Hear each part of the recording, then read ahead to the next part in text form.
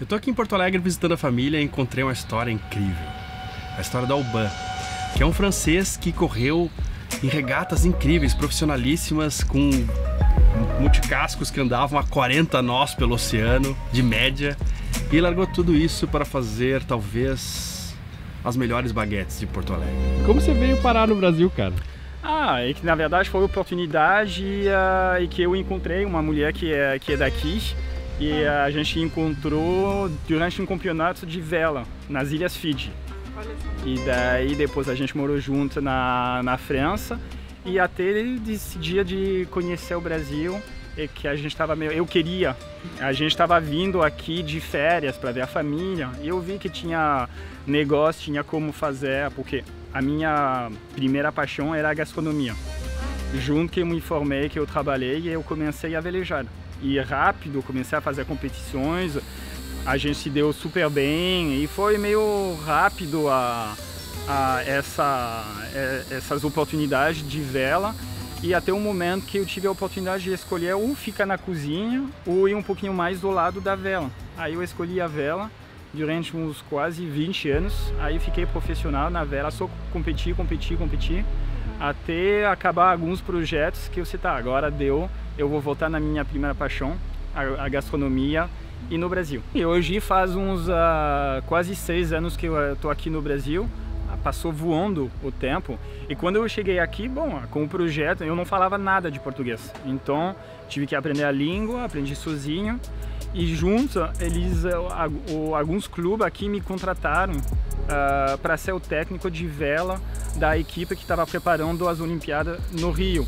Porque era um barco novo e os melhores eram os franceses. E eu já era técnico, o assistente do técnico da França, então eu tinha o conhecimento do barco. Aí eles me contrataram aqui, então durante um ano eu dei assessoria para alguns times daqui, então eu ia para Porto Alegre, Rio.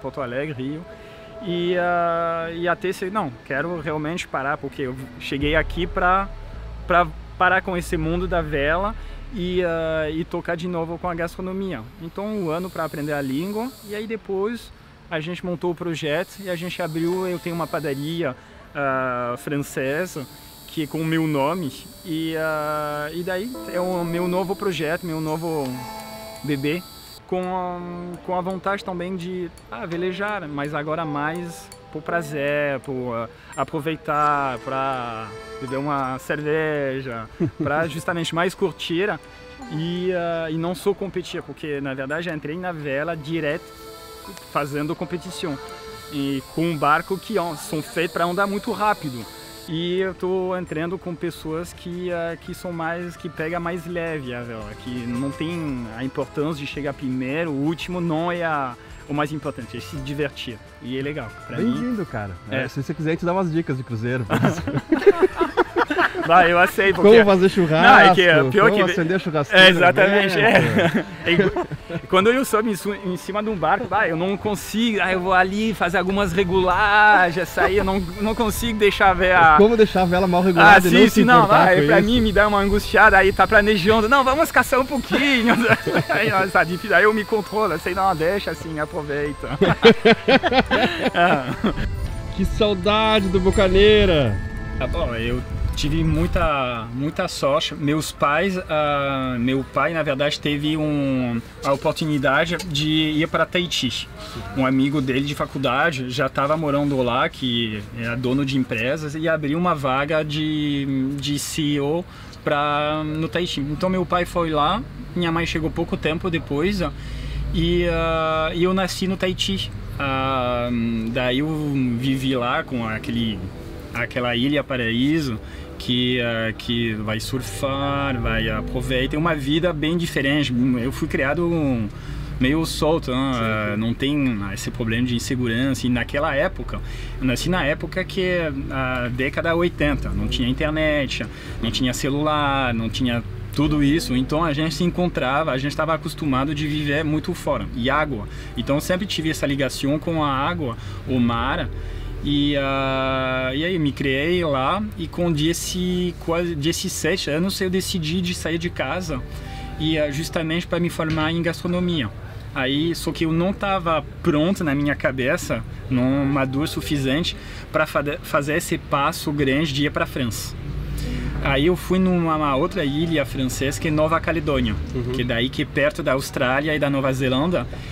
E me encantei para essa ilha também. E lá eu já cheguei lá com a intenção de velejar, porque eu sabia que ela tinha vento o ano todo, é a melhor lagoa do mundo. Então, se tem um lugar para velejar, começar e justamente fazer gostar a vela, é lá. E entrei direto na competição.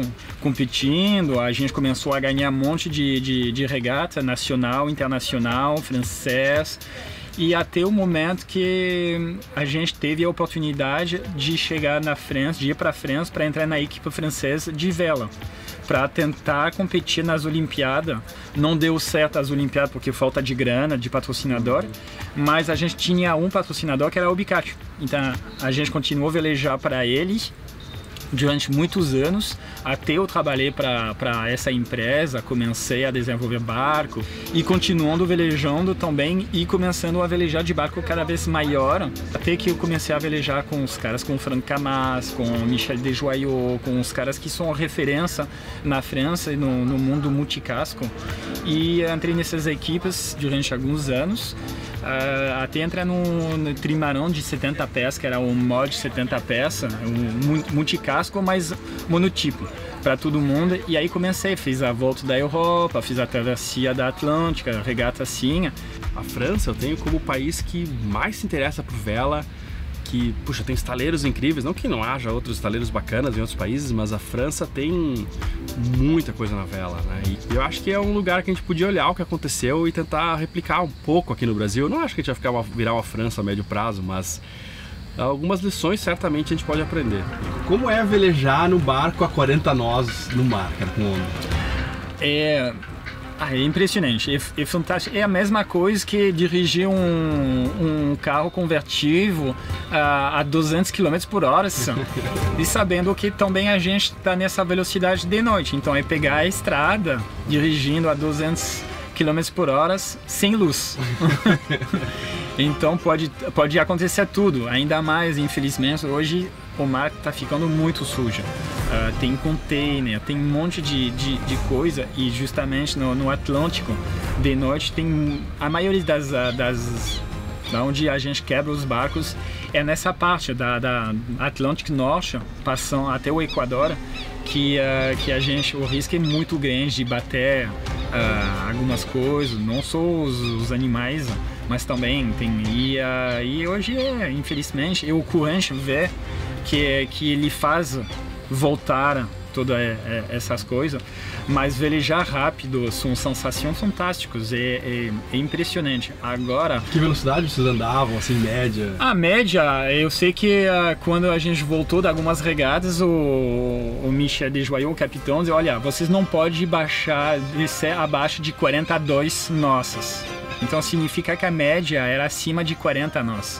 Então o barco tu nem consegue realmente falar, tu não te fala, e tu tá sempre molhado, porque não são esses barcos que tu tem toda essa estrutura para, então tu tá molhado, e quando tu pega uma onda na cara, é como se tu recebe uma tapa, porque a força da água é muito violenta, e também tu sabe que tu não pode cair na água, porque o impacto é muito grande.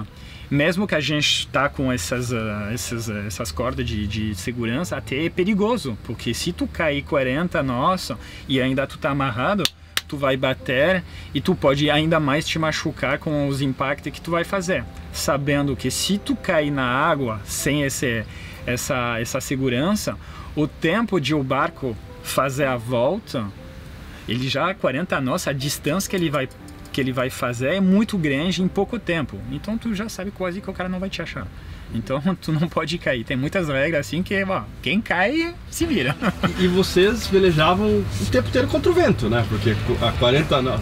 40 nós é que, bom, esses barcos, o bom desses barcos é que tu consegue andar na mesma velocidade que um sistema meteorológico.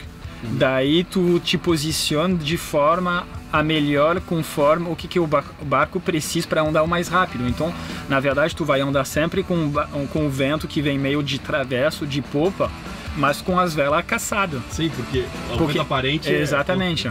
Só que daí tu vai te colocar na frente de um front, que é onde não tem ondas, porque atrás dele que tu pega porque já passou toda o vento, e aí o mar tá mais destruído. Quando tu tá na frente, tu pega um vento mais limpo e o mar ainda não se formou. Daí tu consegue andar. Então, quando a gente tem aqueles que fazem o recorde de volta do mundo, eles escolhem aquela janela para justamente conseguir fazer o que é. Porque hoje a meteu tu consegue, há 5 dias, tu consegue quase ter exatamente sabendo o que vai acontecer. Então são os 5 primeiros dias que tu tem que aproveitar ao máximo, o resto tu vai te posicionando conforme com isso.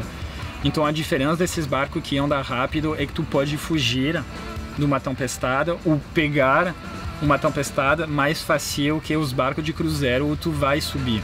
Então a diferença é essa, mas tu quebra muito mais rápido também. E eu tenho a impressão, esse barco tinha fólio? Tinha fólio, mas não foi para realmente tirar o barco da água, era para deixar ele um pouquinho mais leve, para que ele não embique, mas não feito para voar, tirar todo o casco. Dentro do mastro, o pedaço da Drizzt que fica dentro do mastro, que ela não rasga, não tem fricção nenhuma. Então a gente tirava a capa dela, deixava só a alma dela para tirar o peso. Imagina, 30 metros de altura e de volta, dependente às vezes da Drizzt como ela foi feita, são muitos quilos, são 10 quilos, 5, 10 quilos, só que 5 quilos a menos para lá, 5 quilos a menos para um outro lugar, ou a proteção de plástico que está no style, a gente tirava isso também. Então tudo que era possível de tirar, a gente tirava.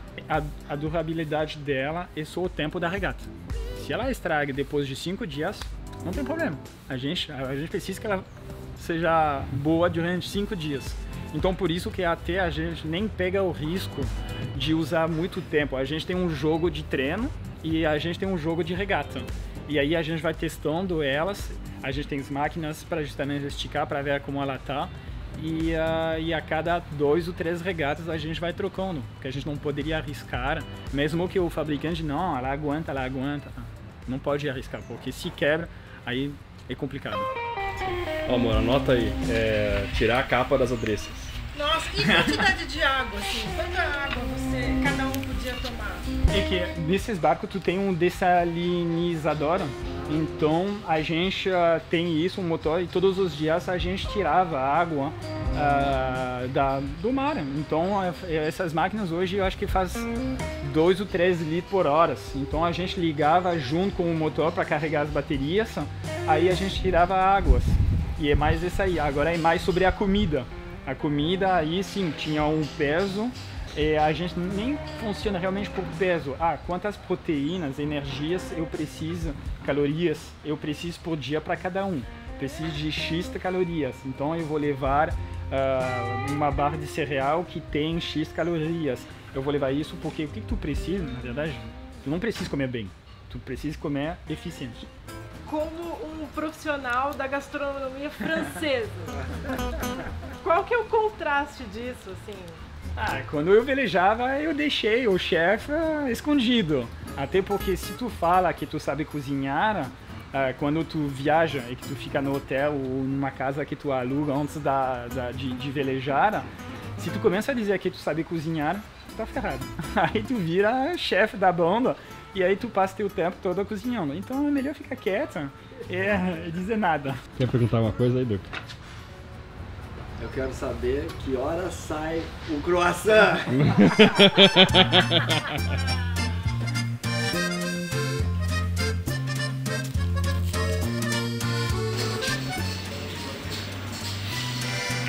Muito bom. Nossa. Não privilegiando ainda, mas isso aqui tá muito bom. Aqui na verdade eu troquei o interior de um casco para um interior da minha cozinha novas, agora que é aqui que eu faço meu outro trabalho, a minha outra paixão, que é a padaria. Então, Essas são as baguetes que foi feita de madrugada hoje. Aí chega bem cedinho para fazer uns 2, 3 da manhã. Sozinho, são os momentos bons também. A gente estava falando sobre os momentos bons no barco. E quando a gente veleja à noite, quando vem o pôr do sol, tem muitos momentos que tem que viver com o tempo. E aqui, para mim, a madrugada me lembra muito esses momentos. Tem tempo para pensar, para criar também. E aí depois aqui é o meu laboratório, que a gente chama. Eu vou fazer porque é uma área fria para trabalhar as massas. Preciso uma temperatura estável, frio. Aqui é mais a área da quente, tem uns fornos, que aí constrói tudo. E lá no fundo é mais a cozinha de montagem, para depois passar na sala. Mas bem, eu vou te mostrar com a cuidado que tem um degrau aqui. Então aqui é mais a finalização. E quando eu comecei, não tinha essa sala atrás, tinha só essa parte. Então, durante o dia, à madrugada, eu fazia tudo aqui.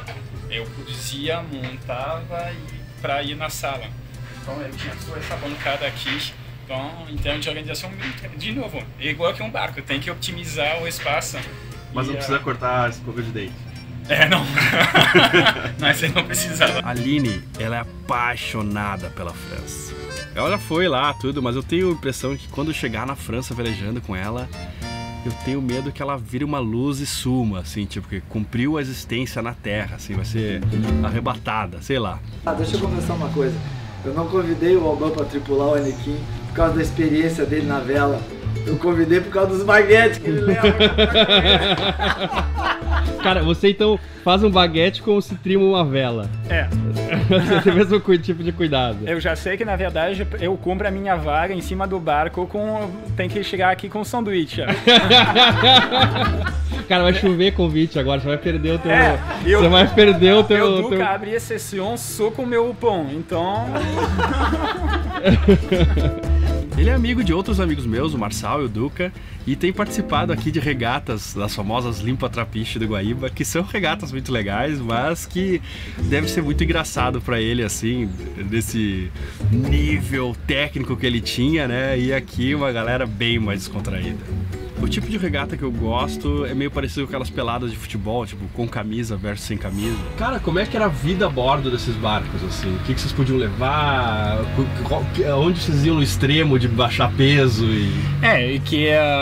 Cada capitão, ele tem seus toques, como vai dizer, suas manias. As manias, que é tava muito ligado a cada grama que dá para tirar, tem que tirar. A gente cortava as escovas de dente, guardava só o mínimo, aí a gente tinha mochila para viajar, máximo são 3 quilos. E também tem outro que quando a gente estava no cockpit velejando, te abaixa um pouquinho, sabe? Não deixa a cara pegando o vento, aerodinamismo, ele tava muito neurótico sobre tudo, então te abaixa, te coloca assim, e além das velas, que cada coisa, que peso que a gente mudava dentro do barco, porque barco de competição, o peso, ele tem a sua importância, como ele tem a distribuição do peso.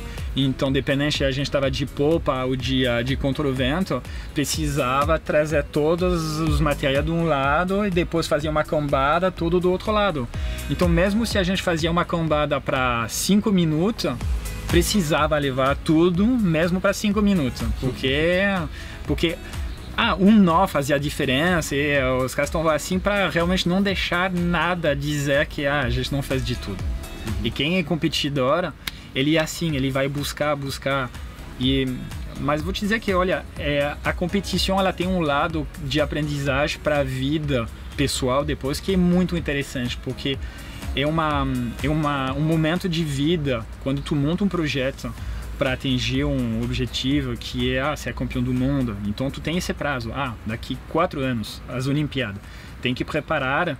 Tu tem 4 anos para te preparar para depois participar, para te qualificar e para participar. Então, são 4 anos de vida, ou tu tem que montar um projeto, tu tem que vender esse projeto para receber dinheiro.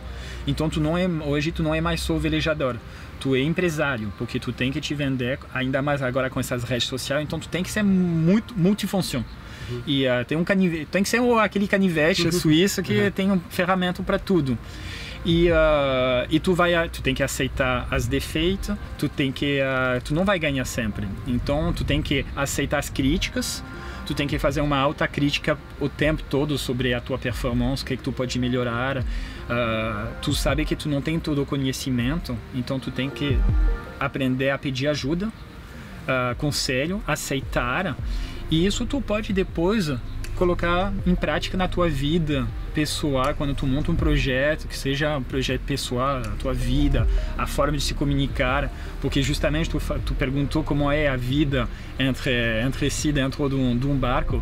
É complicado, é muito difícil, porque tu tá num momento de estresse intenso o tempo todo com pessoas que tu é profissional, é uma relação profissional dentro do barco, sabendo que pouco sono, pouca comida, tudo para dar errado, sabe? O ser humano é um bicho que quando ele não tem as horas certas para dormir, a comida, ele vai se irritar e as relações entre pessoas pode ser horrível. Ainda mais, tudo bem quando tu tá na frente, que tu tá ganhando, mas quando tu é último, e que tu vê que tu não consegue recuperar, aí vai piorando, daí tu começa a criar um ciclo negativo. Então isso também, tu tem que aprender a sair de um ciclo negativo. Então o esporte de alto rendimento é uma escola de vida muito interessante sobre a vida pessoal ao longo do prazo. Aprende a relativizar também. Eu tenho uma entrevista de trabalho que eu tenho que fazer. Aí tu aprende que é só uma entrevista, relaxa. Se não dá certo, vai ter uma outra que tu vai fazer. Eu tive muitas paixões na minha vida e eu fui atrás de algumas delas. Por exemplo, se tornar um músico profissional, e eu tive um estúdio, fazia músicas para publicidade, vivia disso durante, sei lá, uns 8 anos da minha vida. Mas em algum momento essa paixão ficou tão profissional que ela perdeu o encanto, assim, virou um trabalho normal, sabe? E perdeu o que ela tinha de especial no início. E eu tento desde então fazer com que outras paixões que eu vou atrás, e eu nunca vou deixar de ir atrás dessas paixões, não terem o mesmo fim. Eu amo o Hashtexal e eu vivo dele, é óbvio que isso é uma coisa profissional também, mas você não pode vender a essência desse sonho, assim, eu acho, porque senão talvez você ganhe mais dinheiro, mas se você escolher uma profissão não pelo dinheiro, mas porque pela paixão que você tinha daquilo, eu acho que você está se afastando dos seus objetivos fazendo isso. Isso acho que é o ponto, justamente o ponto. A que momento o prazer de fazer não chega a ser mais um prazer e vira uma obrigação. Eu acho que a margem, a fronteira, o limite é muito estreito de passar. O mais importante é sempre acordar com o desejo de fazer aquilo. Se acordar vira uma coisa difícil e hoje eu não quero, hoje eu não vou, aí acho que é hora de trocar ou de repensar sobre a sua paixão, sobre o porquê eu estou fazendo aquilo. Eu sempre, não sei se acho que é uma sorte, mas também eu não sei fazer diferente, sempre fiz o que eu queria. Tem que assumir isso, porque eu não sei fazer alguma coisa que eu não gosto, é impossível. Mas tem que assumir esse fato de fazer o que eu quero. E isso tem a vantagem, tem também esses inconvenientes. Mas eu acho que hoje, ainda mais hoje, eu acho que tem que viver seus sonhos, tem que ir atrás deles, tem que viver. Se não dá certo, não importa, mas tem que viver eles completamente, inteira, para dizer, eu testei, dei tudo o que eu poderia, e foi um momento incrível ou não, mas para não se arrepender. E tem sempre alguma coisa para aprender sobre essas experiências. Chega um momento no final da vida, quando tu pede a conta, sabe? E que tu diz, bom, o que eu quero deixar? O que eu fiz? O que eu quero contar? já para mim mesmo, como foi minha vida. Eu fiz tudo o que eu queria, que eu gostaria, não quer chegar no final e me arrepender de dizer, eu não vivi a minha vida, sempre vivi a vida de outra pessoa. E isso é importante. Hoje eu estou com o meu negócio, que eu sempre quis ter um negócio meu, a minha boulangerie. Hoje eu estou com ele, estou lutando para ele, não estou sozinho. Mesmo que pode ser um projeto individual, nunca acaba sendo individual. Acho que tu veleja hoje, tu com o casal, mas atrás tem muita gente que te apoia. Então, no final das contas, ninguém faz alguma coisa sozinho. Mas é isso, fazer o que a gente gosta para também já ver, para deixar alguma coisa, para aproveitar da vida no final e dizer, eu tive uma vida cheia de história.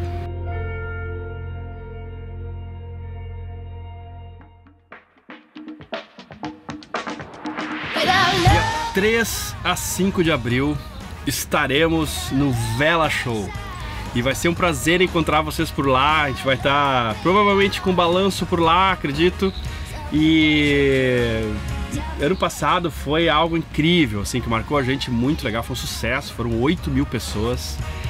E pessoas interessadas em vela, assim. E eu vejo que... eu tava meio com medo, assim, com medo não, porque eu tinha certeza que ia ser muito legal, porque eu tava acompanhando, assim, mas, sei lá, deu um frio na barriga porque era o primeiro de convidar tanta gente, né, e a cada pessoa que eu encontrava, eu perguntava como é que tava sendo a feira, assim, e foi muito positivo mesmo. E acho que também os expositores curtiram bastante com os que eu falei, e eu tô muito feliz que vai ter um segundo Vela Show agora em Niterói. E eu acho que é hora de consolidar isso para que haja mais e mais vezes e a gente tenha essa feira sempre no Brasil, porque, cara, é muito importante ter uma feira da vela no Brasil. Não só por causa dessa edição, mas é uma plataforma para muita coisa que a gente pode fazer na vela. Tanto para quem é anunciante, quanto para quem curte a vela, sabe? E ano passado teve dois eventos. A gente, assim, foi anunciado um, né, que foi a Vela Show, que é uma feira, mas teve junto um encontro de vela, assim, de proporções nacionais, sabe? Porque muita gente foi velejando até lá, muita gente... teve regata lá e foi muito bacana. E nesse ano, se tiver, eu quero participar com o balanço, estaremos lá. Então, de repente, até a gente leva ao ban, hein? Imaginou? E aí...